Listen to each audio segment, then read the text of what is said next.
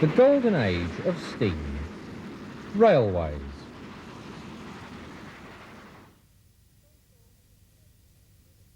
The social and commercial possibilities of the steam locomotive as a cheap source of motive power was soon realised in the early part of the last century, and several different designs were quickly produced. One of the first locomotives to be built was Timothy Hackworth's Locomotion, which was put into service on the Stockton and Darlington Railway. A replica is seen here running at the Shildon Parade of 1975. Note the rather spindly rods and vertical cylinders which were typical of these early machines.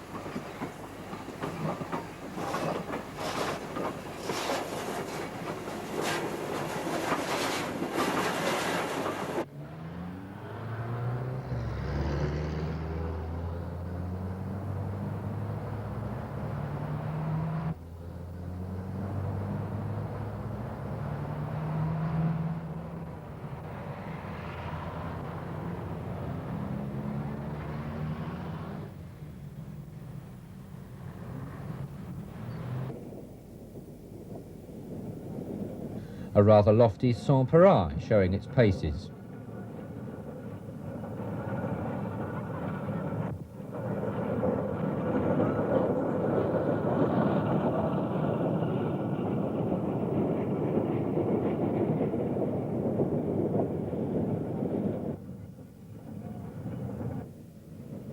Perhaps the most famous locomotive of all, Rocket, pulling a somewhat austere passenger carriage.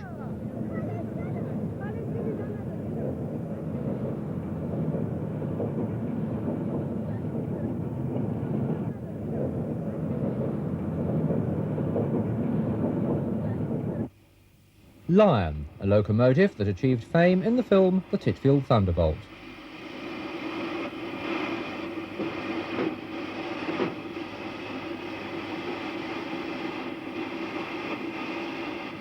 All of these designs were built to the standard railway gauge of 4 feet 8.5 inches.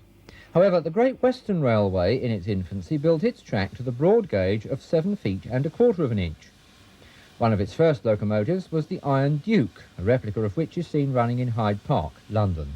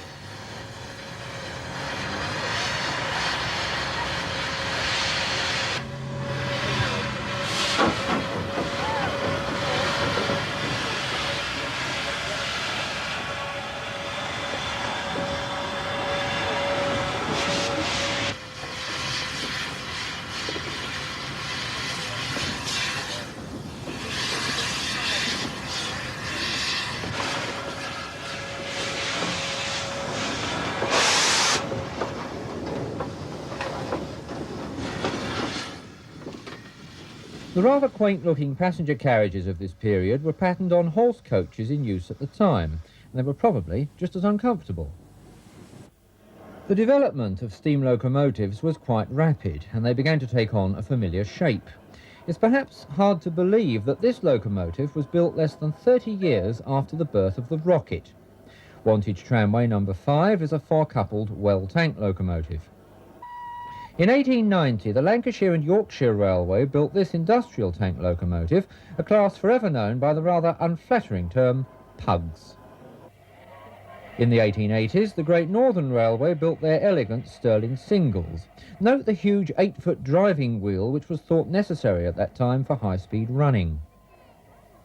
Another flyer of the same period was the London and North Western Railway's Hardwicke, one of the precedent class.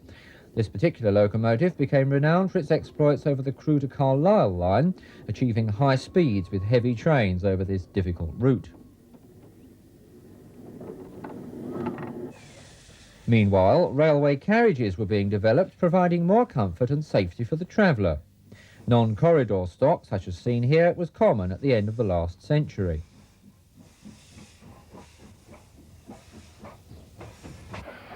Eventually, corridor stock was built, depicted here in this rather mixed bag from the 1920s.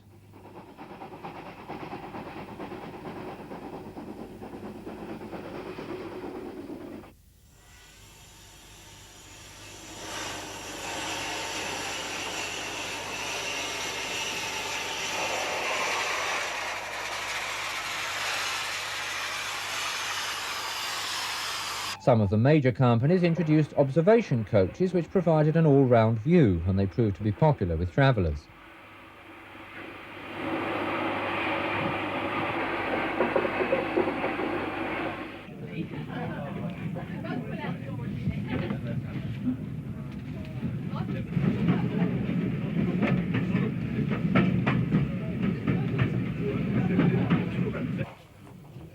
A rather more practical innovation was the provision of dining facilities on long-distance trains, as shown here with a rather merry bunch of passengers.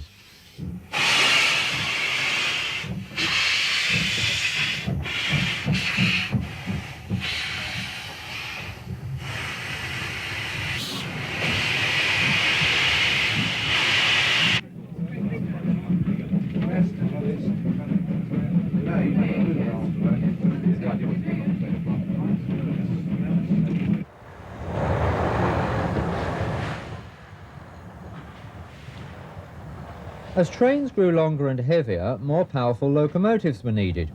The Great Western Railway at their Swindon works built a stationary test bed which enabled a controlled evaluation of the locomotive's consumption of coal and water, as well as their all-important hauling power.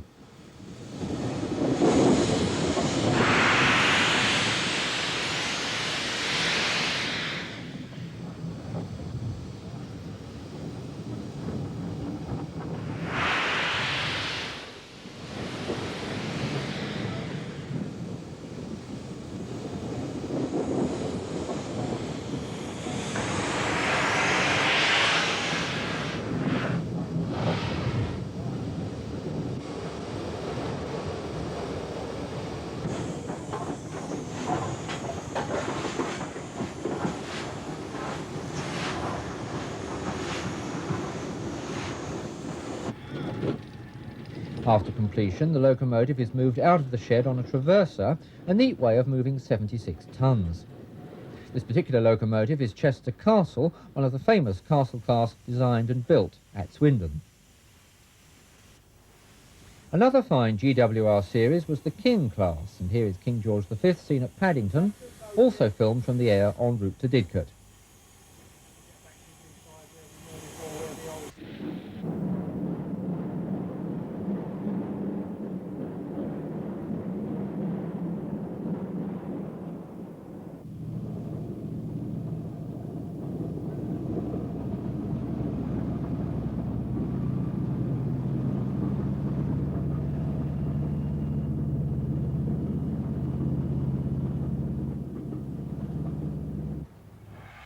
In the 1930s, both the London Midland and Scottish and London and North Eastern Railways built locomotives that were streamlined in an attempt to reduce wind drag at high speeds.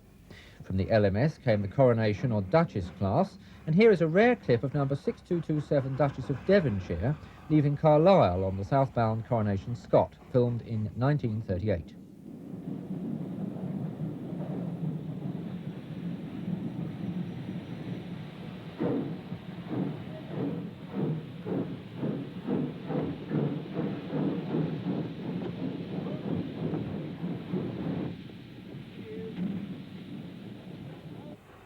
From the LNER came the A4 class designed by Sir Nigel Gresley. Number 4498 was named after its designer, and we see it here leaving Marylebone Station and then at different locations en route to Stratford-upon-Avon.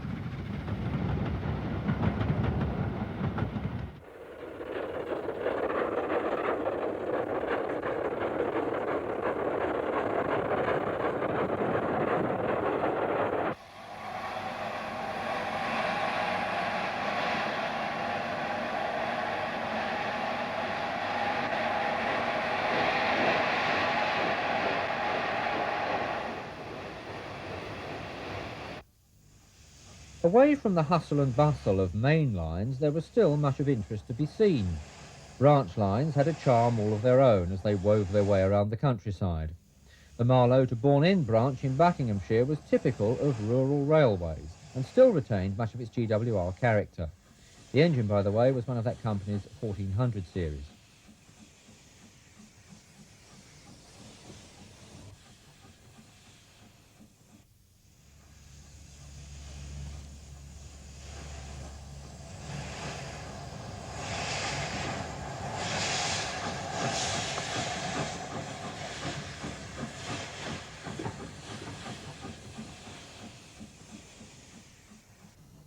Signal boxes on branch lines were usually smaller and less complex than their mainline counterparts, although this particular box looks anything but easy to operate.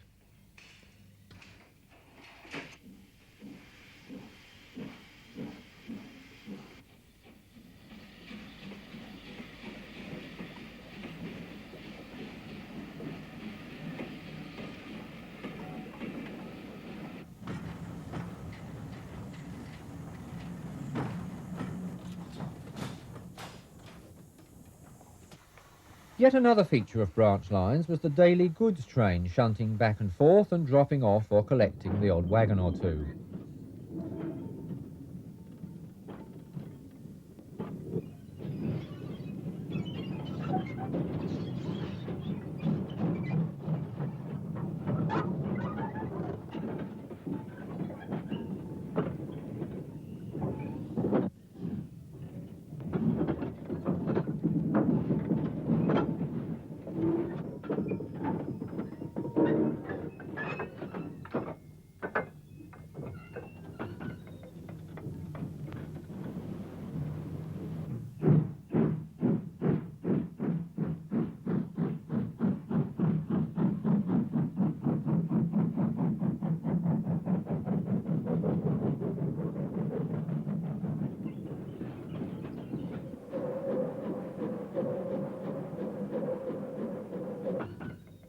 Although the bane of motorists, level crossings were a common sight on branch lines and were often operated by hand, as seen here.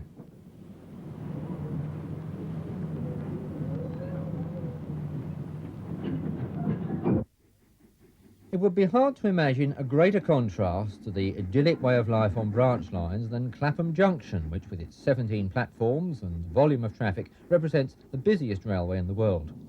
Almost all the locomotives shown here were built by the Southern Railway and are very much on home territory.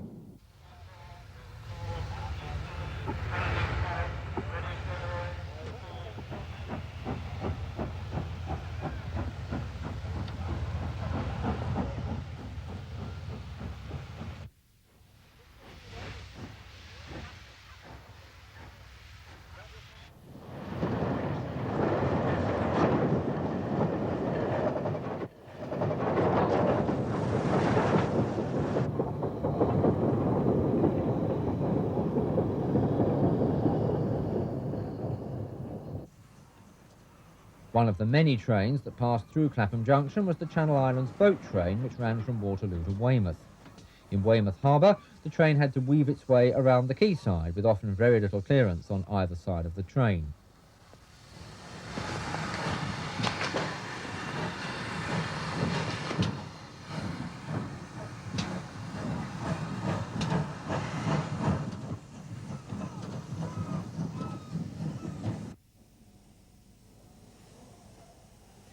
In the 1950s, British Rail started to introduce diesel-electric locomotives on both passenger and freight trains.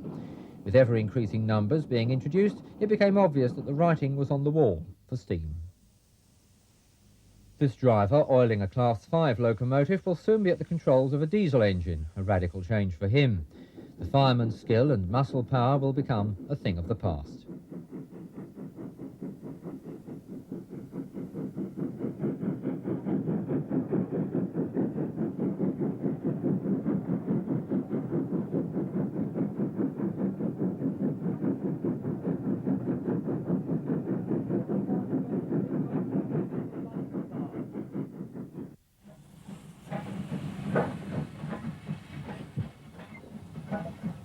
In the 60s, redundant steam locomotives were laid up in their hundreds at locomotive power depots, such as this rather sorry row of Britannias, Class 9s and Ivat 4MTs.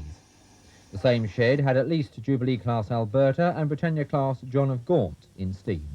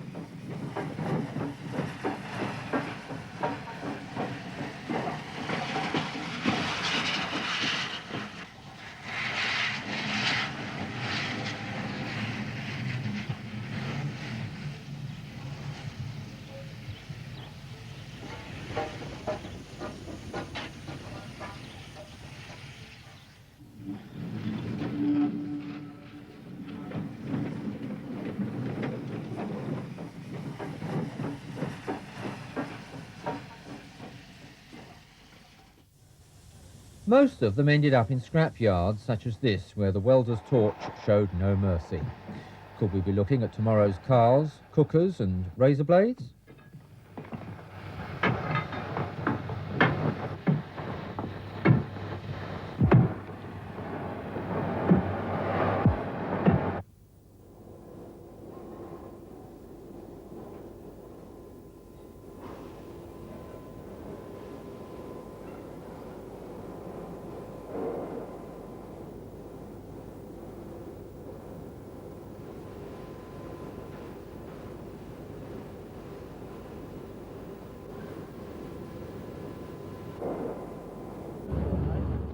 Fortunately, due to the foresight and dedication of many people and societies, an ever-increasing number were saved for preservation.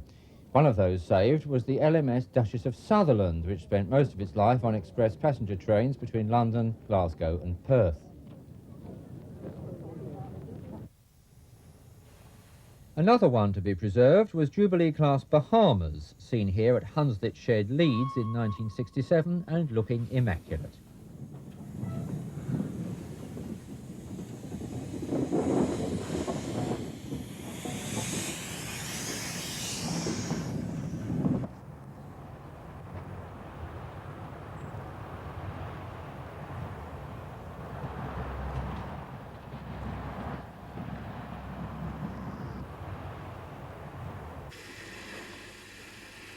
Jumping forward 22 years to 1989, we see Bahamas on a mainline special at Garsdale en route from Leeds to Carlisle.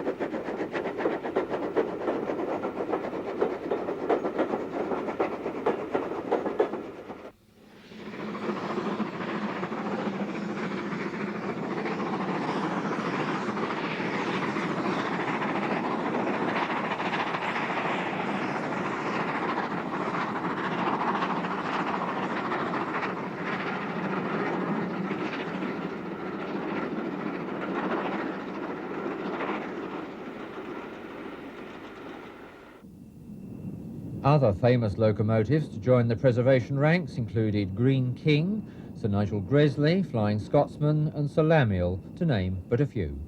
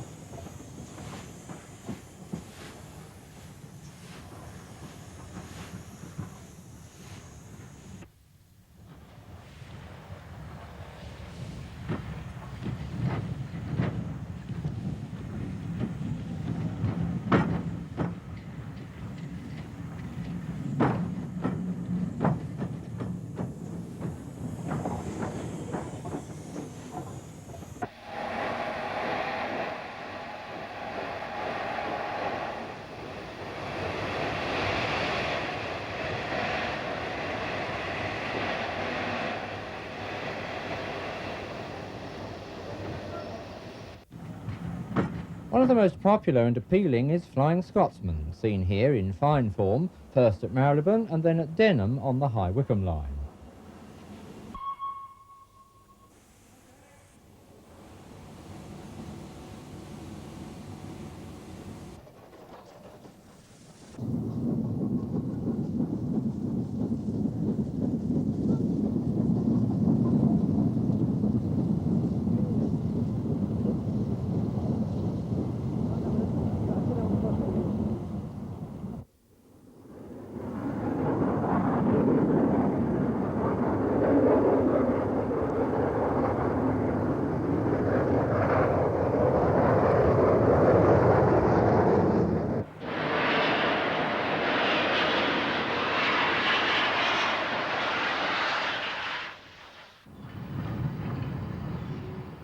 A preserved member of the Southern Railway Merchant Navy class is Clan Line, one of a series of quite advanced designs by O.V. Bully.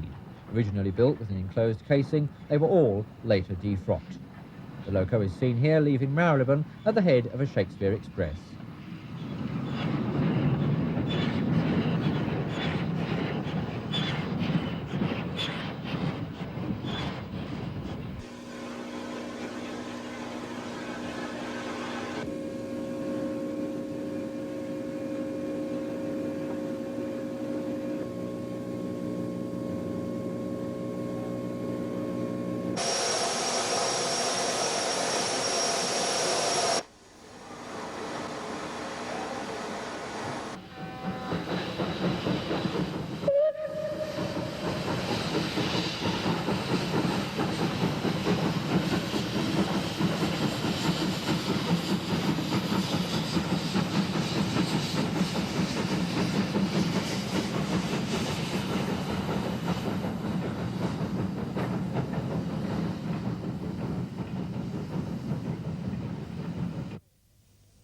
In 1934, the LMS introduced their Series 5 mixed traffic locomotives, known to railwaymen and enthusiasts alike as Black Fives. In service, they turned out to be the most versatile class of locomotive that company had ever built. They lasted right through to the end of steam on British rail.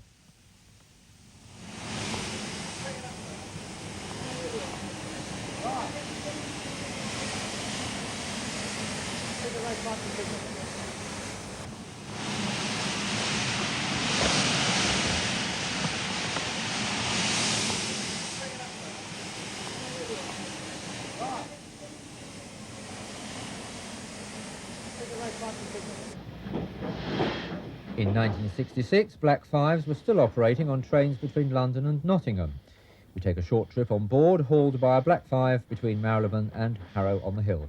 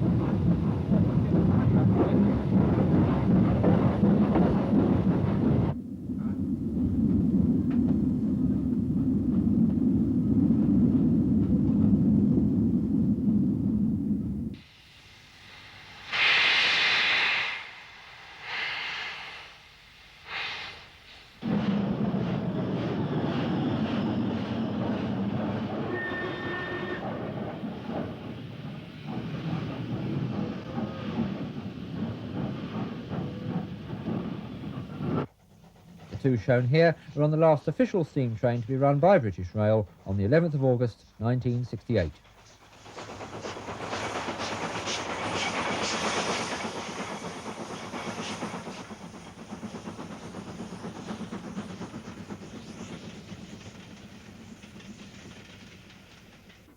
A long way from London, a preserved Black 5 leads a steam special out of Appleby and on its way to Leeds.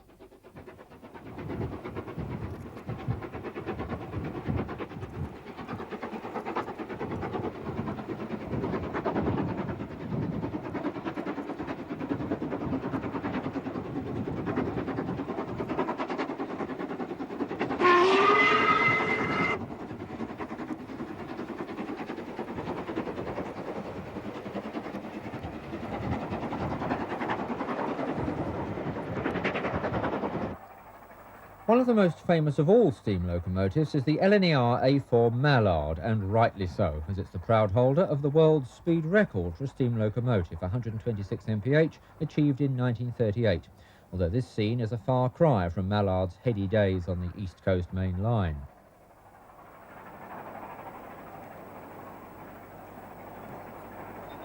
Mallard puts up a creditable performance on the Settle and Carlisle line, seen here passing the backdrop of Mallerstang Common and eventually reaching the summit at Ays Gill.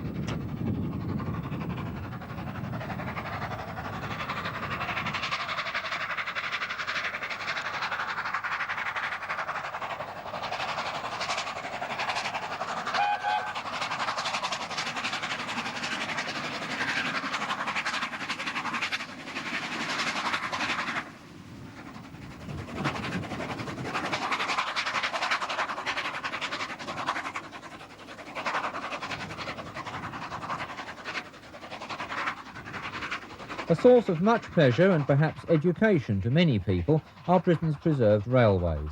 And in the following extracts we pay tribute to the multitude of volunteers and societies who've helped to preserve part of our national heritage.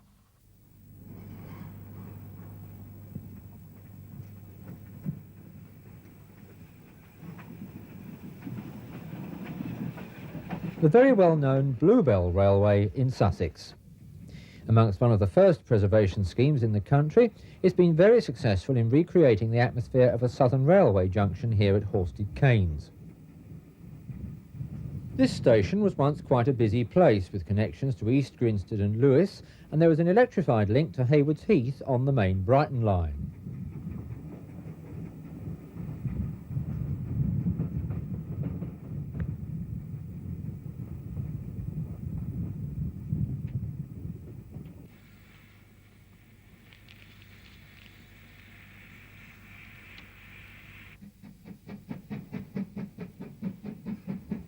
Loco number 1618 is one of the 4 preserved survivors of Maunsell's U-class. It was built in 1928 and as number 1618 was put to work in the Guildford area. Eventually it was sent for scrap, like so many other locomotives, to Barry Island near Cardiff.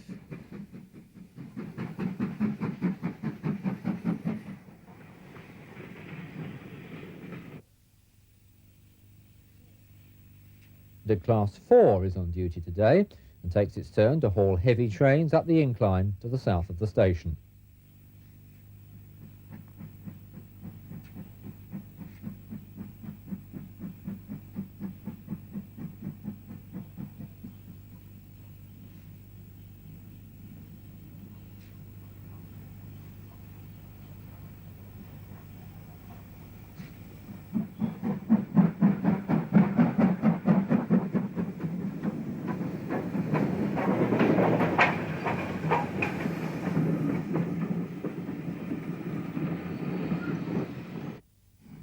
As there are no turntables on the Bluebell, engines have to run backwards on their return working.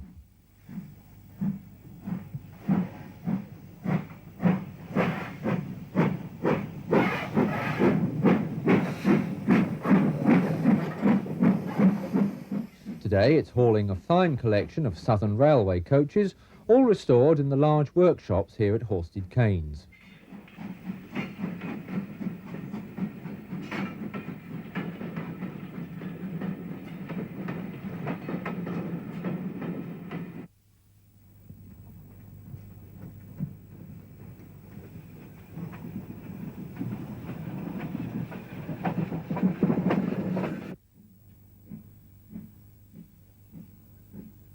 A BR loco, number 75027, was built in 1954 at Swindon Works.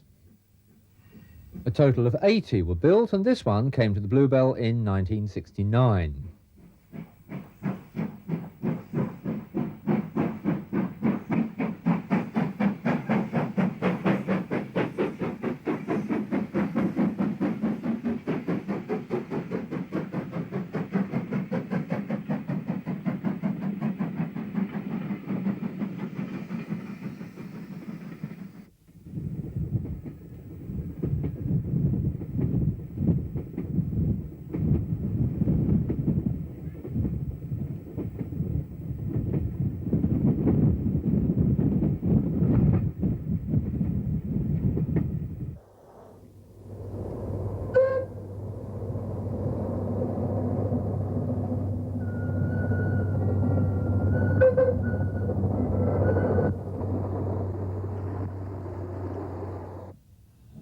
The Festiniog Railway.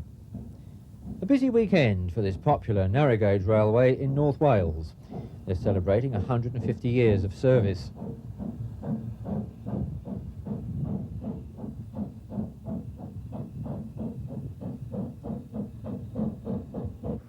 Boston Lodge Works are open to visitors, and a great many locomotives are in steam and running around. Most of them look very odd, and some of them run on oil instead of coal.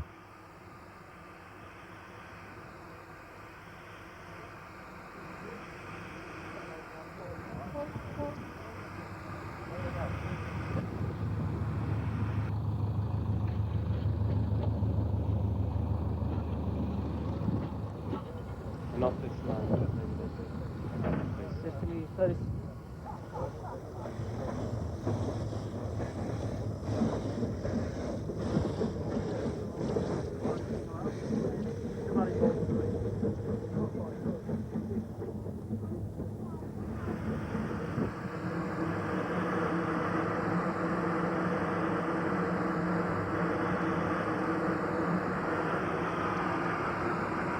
Prince is one of the oldest locos here still in service.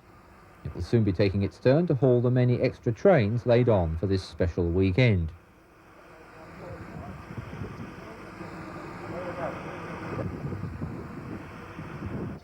On loan from the Leighton Buzzard narrow gauge railway is the De Winton Challoner. Also here with it is Hunslet Britomart.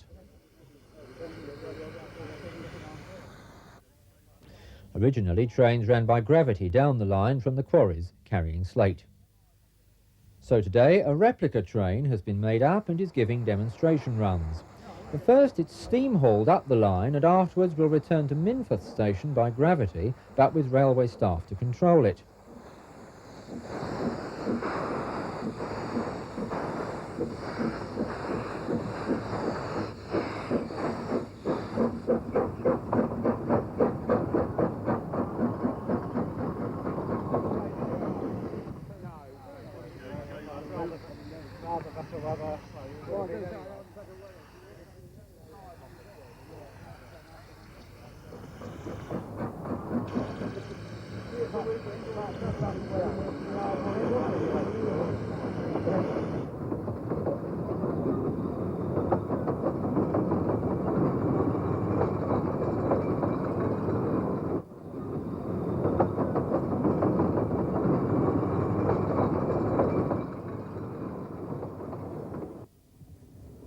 Today the line is a great tourist attraction, and packed trains travel up the line to Blaenau Festiniog.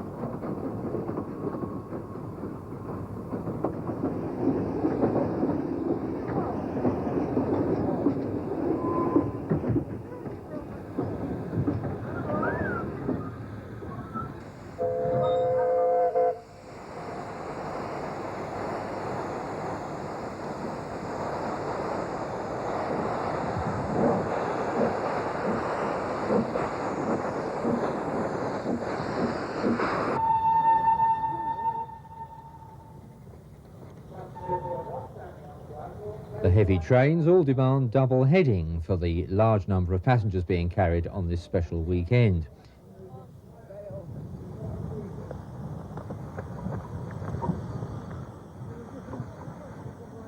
Here at Blaenau Festiniog, passengers can change onto a local BR diesel train.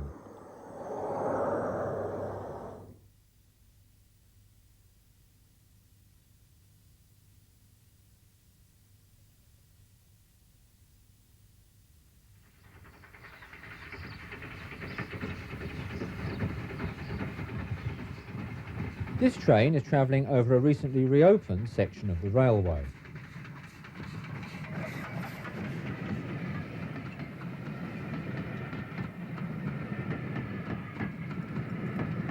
It's on its way to Northiam station, which has been restored to its original rural condition, apart from longer platforms which are needed for the greatly increased traffic now running on the line. Today the section is open to the general public for the first time, and this is the first train to enter the station. Regular services last ran to Northiam in 1954, when the whole line was closed down by British Railways.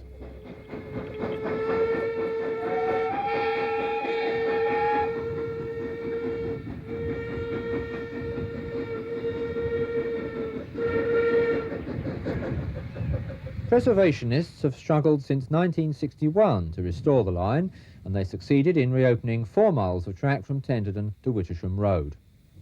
Developing this section of the line has made the Kent and East Sussex Railway into the longest standard gauge preserved line in the South East.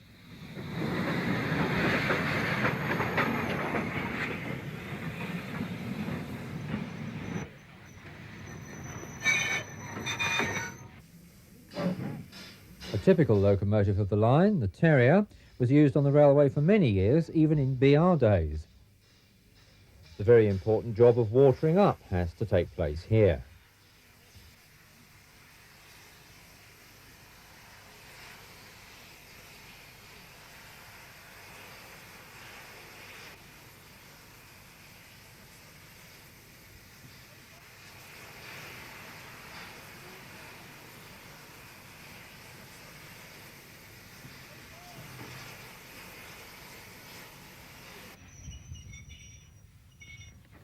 The locos soon run round their train and couple up for the return journey.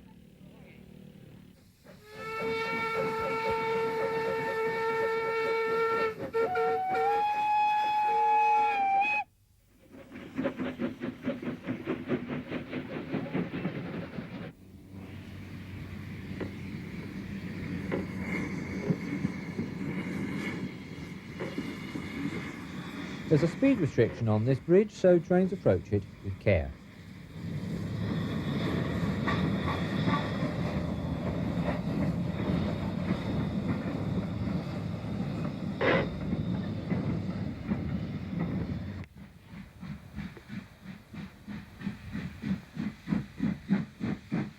An untypical loco here today, the American-built USA tank is also on duty. These locos were called switchers or shunters in this country. 2 of them arrived on the line in 1968. One of the USA locos has been in service on and off since it arrived on the line, but the other one was dismantled and lay in bits for many years. Plans are in hand to rebuild it again, as its haulage power is now needed more than ever.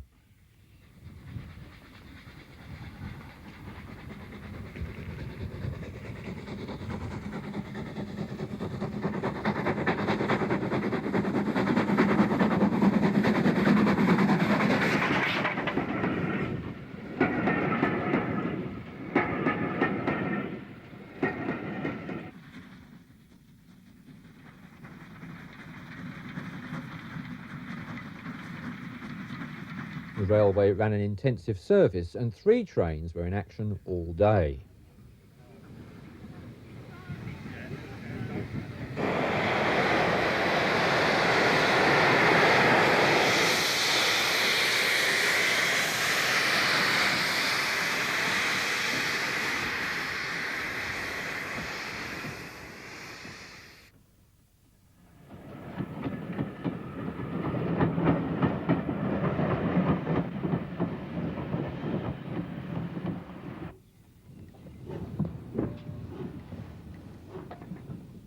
Flockton Flyer was the starring engine in a television serial some years ago. Today, the Flockton Flyer is a pannier preparing for the first train of the day, early in the summer season at Minehead on the West Somerset Railway.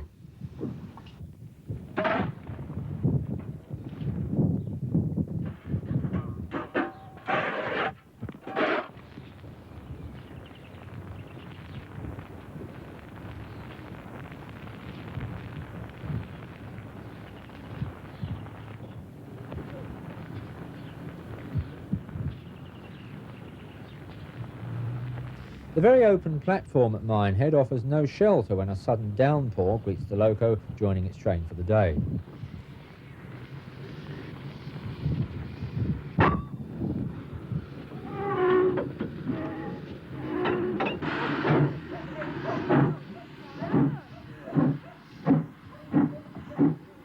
There's a huge Butlins holiday camp next to the railway. One would expect many more passengers to take a ride on the Flockton Flyer on a dull day such as this one.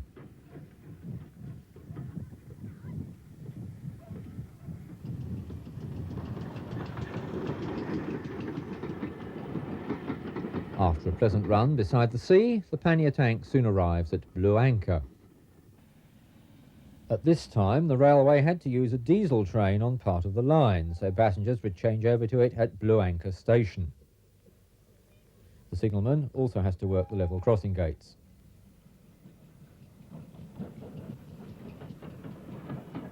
The railway is negotiating to run steam trains all the way to Taunton one day.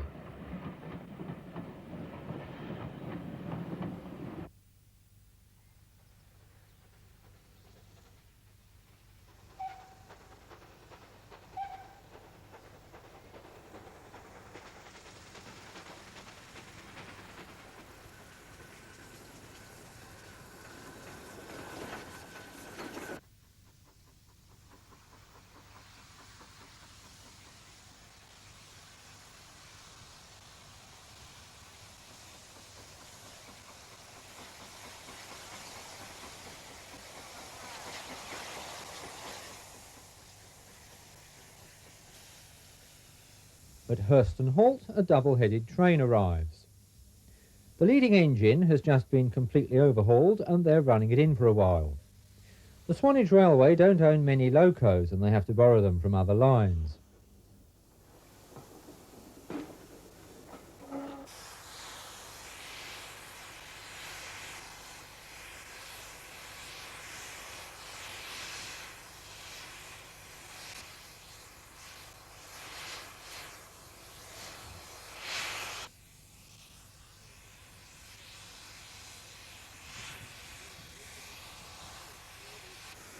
The train is waiting here for another one to pass. It comes in hauled by a newly borrowed XGWR loco.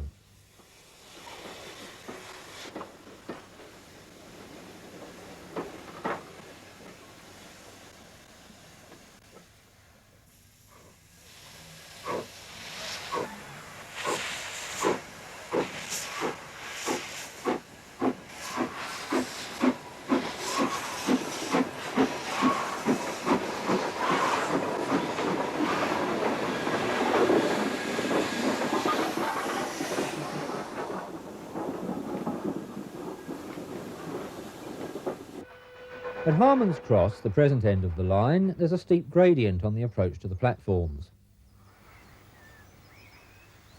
It's Friends of Thomas Day on the railway, hence the funny faces on the locomotives. Many railways have theme days as they help to generate more passengers.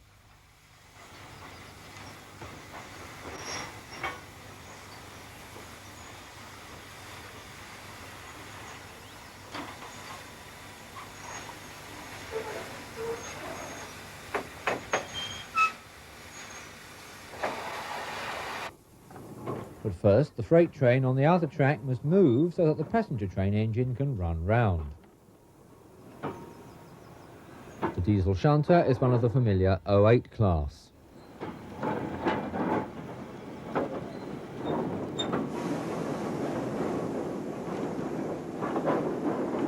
The railway is laying track beyond Harmon's Cross towards Corfe.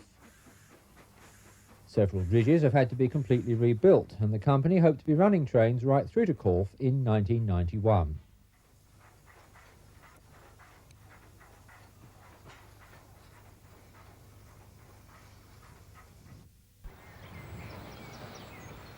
Meanwhile, the newly acquired engine approaches Hurston Halt. It's one of the ex-Great Western class 56XX062s, kindly loaned by the Telford Horsey Steam Trust. It arrived on the line in March 1990. It immediately proved to be a useful and capable engine on the heavier trains now running on the line. At least it keeps the Great Western fans happy.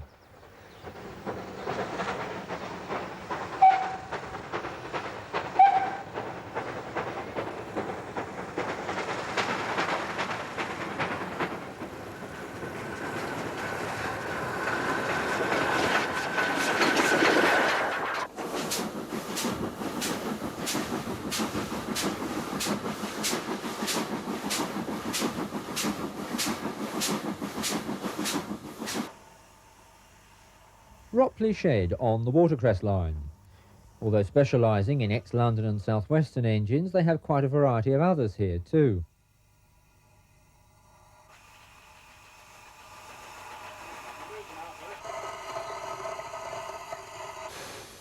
At Alton, steam trains meet passengers who've travelled down from London by electric train.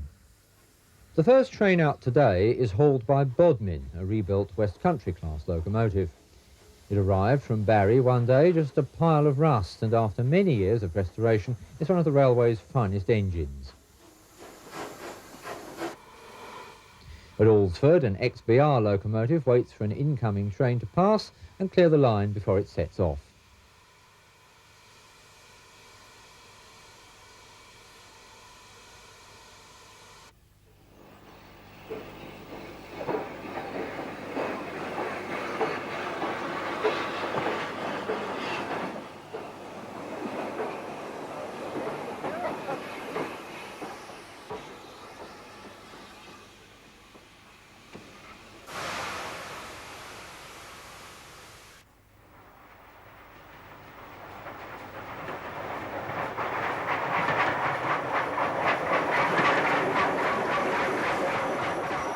On this bright November day, the first of the Santa specials are running.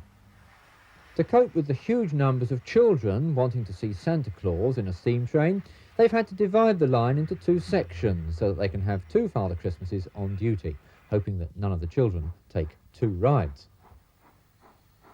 Just outside Alton station, trains have to tackle a heavy gradient. It's preserved railways like these that keep the vintage trains and traditional steam engines going, giving pleasure to many people and reviving memories of local steam train journeys that were part of everyone's lives when going to school and then to work.